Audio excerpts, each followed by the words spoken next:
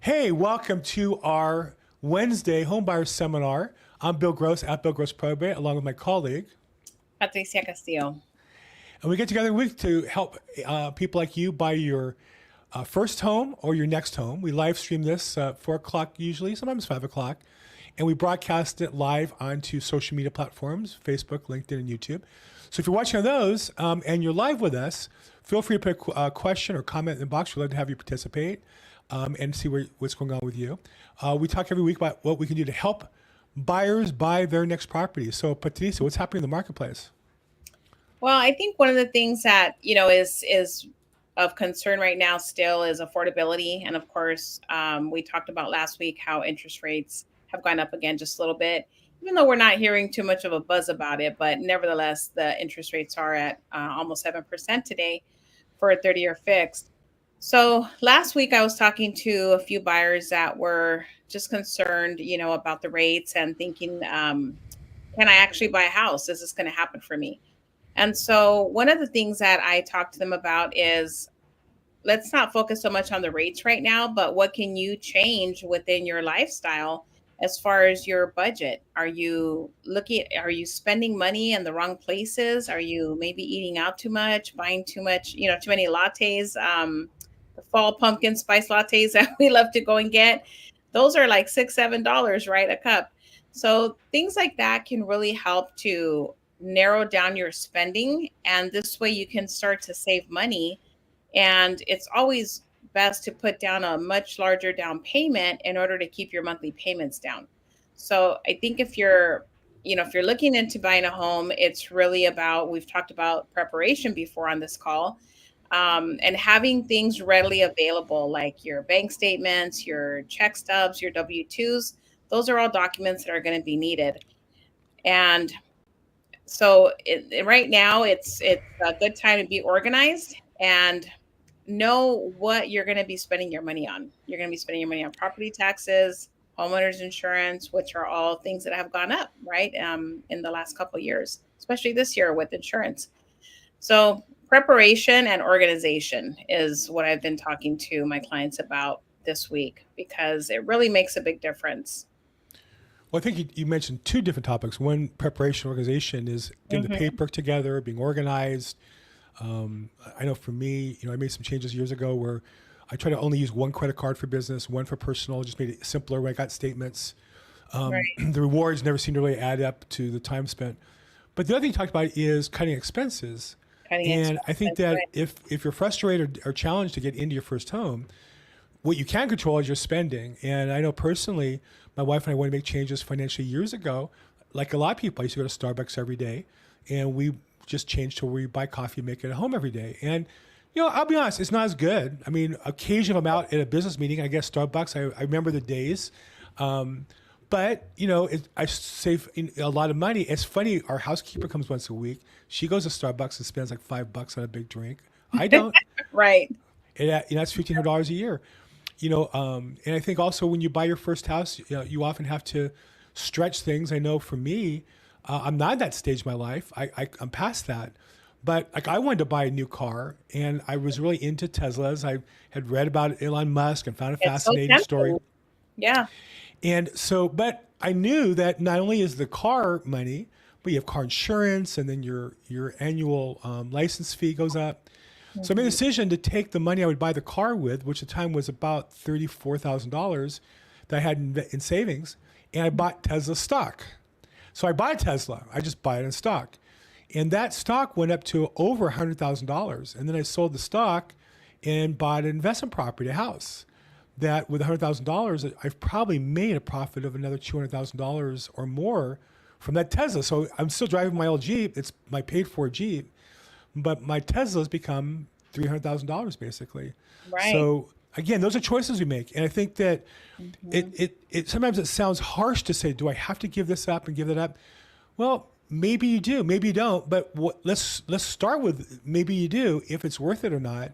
And Mhm. I don't think we talk enough about sacrifice and hard work and scrimping and saving and eating in rather than eating out, how that adds up. But over time, it's not just the money you save; it's also the attitude of being smart with your money that will help you. Right. And those are, it's like a muscle you have to flex, right? You have to start Yeah. flexing that muscle in order to Yeah. start building those habits. And Yeah. then it just becomes a way of life. So it doesn't necessarily feel like a sacrifice anymore. It's going to feel more of an alignment. You're aligning with your goals, you're aligning with what you want for your future.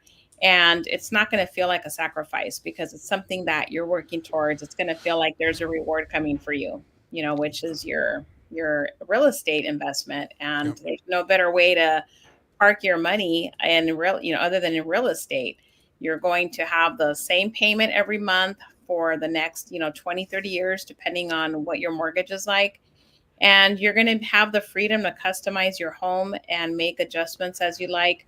So those are all things to look forward to. I mean, when I bought my first home, I didn't see it as a sacrifice. I saw it as something that I was really looking forward to and wanted to be in my own home, and didn't look at it like this is a sacrifice I have to make. It's more of changing my ways so I can align with my goals. Get the hustle muscle going. That's Hey, I see a right. bunch of people watching online on YouTube. Welcome. Again, if you have questions or comments, put in the chat box and we'll do our best to answer it. So, okay, so all that sounds good, but how about, and we know our lender, Shannon's not here today, because it's his fault. The interest rates have gone up. Just a quick overview. I do a weekly summary, and I'm certainly, anybody on this call who's interested, give me your email address and I'll add you to my email list, or you can go to my YouTube channel, at Bill Gross Probate is my YouTube channel. But look at interest rates. We got down to 6.1%, which were the lowest in like a year and a half. That's And they right. started to inch back up, 6.2, 6.25. And then last week, kaboomy, 6.62, kaboomy again. And we're just inching below 7% to 6.92. So we've gone up about 0.75% in a week or about 2 weeks. Hmm. And that rise in rates will directly increase the payment for the same amount of money.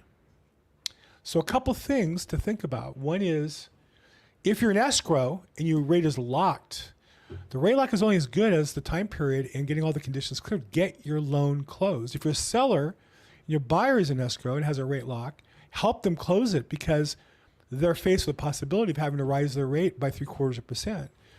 If you've been shopping for a loan, odds are the companies who locked your rate in 2, 3 weeks ago didn't really lock it in.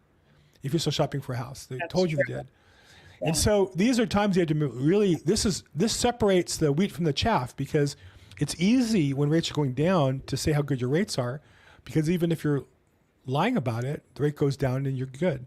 But when they go up, it separates out what's really been going on. So pay attention to that. And I think if you're, Mhm. looking to buy a house, this doesn't necessarily mean to panic because just as if the rates have gone up and make your payment higher, it's made the seller's property worth a little bit less. And it will take sellers time to appreciate that. But at some point, I know my advice to my sellers is when we have a buyer who's in escrow and rates have gone up and they come back and say, hey, rates have gone up, we want a price reduction of $10,000. I'll often say to my seller, look, this buyer's in escrow. He's already done inspections and appraisals. If we say no to him, we have to find a new buyer who's going to come in at that higher rate. And so just because a rate has gone up doesn't mean you're going to lose your deal. Work with your agent. Let's be honest, get a game plan together. Patricia, I know you're a real strong negotiating agent. What do you do when a buyer calls you and says, hey, my rate's gone up. I can't afford the payment. What are your options at that point? Right. So that's a really good question. And I love that scenario because that is something that really happens in real life, especially when you've been in escrow. Maybe you're waiting for contingencies to clear and the seller's just waiting for their proceeds, right? They have other things that they're going to be using that money for. And so it's really risk when you think about, well, let's just go back on the market. I don't want to give a price reduction to account for that interest rate because some sellers may say, well, it's not my fault that the interest rates are doing what they're doing. Why should I have to pay for it? But once you explain everything, and this is what I do, I educate them on where the market is at. And for future buyers, let's say these are your options, right? Work with the buyer, let's negotiate a reasonable, maybe credit to help them pay for their closing costs. This will facilitate the closing, get you the money that you need as soon as possible so that you can proceed with your plans. On the flip side, if you decide, oh, well, I'm digging my heel in the sand and I don't want to give them a credit, then you're also risking a future price reduction if you return and go back on the market, Right. because buyers are going to think, well, what's happening with this house? Why hasn't it sold? Looks like a great property, but was on the market for some time. Now it's back on the market. And at that point, we would have to share any reports that the buyers have performed and shared with us as listing agents. We would have to share those reports with the next buyer. And so they may come back with a request for repairs for an even higher amount, right? Right. It might have been at 10,000, it might come in at 15. Right. And so those are things that are something to consider. And usually sellers will see the writing on the wall and they'll say, we don't want to go back on the market. In fact, that happened to me for one of my homes that I sold in Southgate.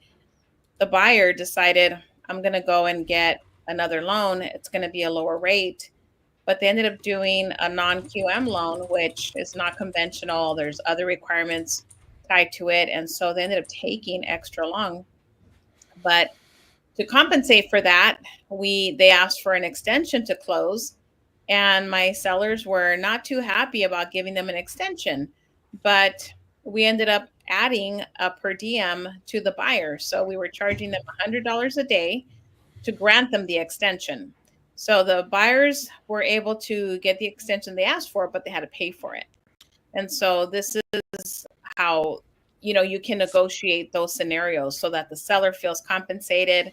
They're going to wait a little bit longer, but they're getting the price they want, and the escrow is continuing to close. So that's really what we try to do, is stay on track with the closing, Yep. not lose the buyer, and keep both parties satisfied so that nobody's walking away feeling like they're losing something. We want it to feel like it's a win-win situation for both parties. Paulina asks about what about a rate buy down? Another option, right? One would be an extension, keeps the same rate. Another option at the higher rates is you can buy down the rate that costs money. So it's all a negotiation process, right? Right. And then Paulina Rodriguez, so with what Bill just said, let's say the seller is in agreement to give the buyer a concession, which is a credit for, let's just say 10 or 15,000. The buyer can apply that to, once they're in escrow, they can apply that to their closing costs, or they can pay for their closing costs, let's say title and escrow fees, but then they can use that credit towards the rate buy down. So they can apply it towards the loan rather than the title and escrow fees, which are going to run you a couple of $1,000s. Great question. Thanks, Paulina. Hey, I know, Patricia, you wanted to wrap up here because you're so busy now as a listing agent. I remember the days when you were just a buyer's agent and you had time to fool around all day long on these podcasts. But nowadays, Hey, buyer's agent, man, we got to keep you going. You got listings, escrows. What do you have as far as open houses this week or this weekend coming up? I was going to say, buyer's agents work just as hard, driving Harder. around, showing, writing. They just don't get paid much. Unfortunately, they don't get paid much. We learn the business as a buyer's agent, and then we get to be listing agents. I think that's how I would say it. That's right. So this weekend, I'm spending time with some clients that I have. I'm not hosting any open houses this weekend. I do have some clients that I'm showing property to. And this is another thing. Once you know that you're going to be out looking for homes, you definitely need to have a pre-approval.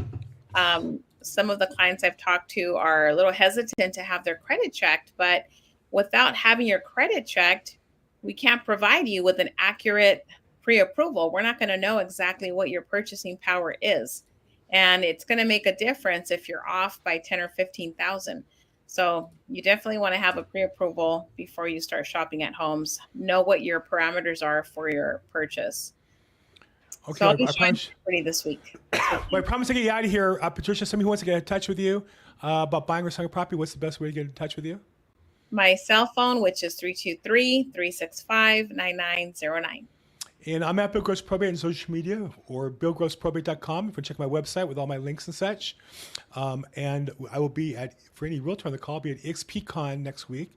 EXP is a national convention. So if you're there, come by and say hi or text me ahead of time and let's grab a cup of coffee or a drink or something. And I'll do this remotely next week from EXPCon. So it'll be too late in the day to do it from the convention. I'll be back in the hotel room. But look forward to seeing you then. Patricia, thanks so much. Have a great week. Thank you so much. Thanks everybody for watching. Thanks, everybody. Bye-bye.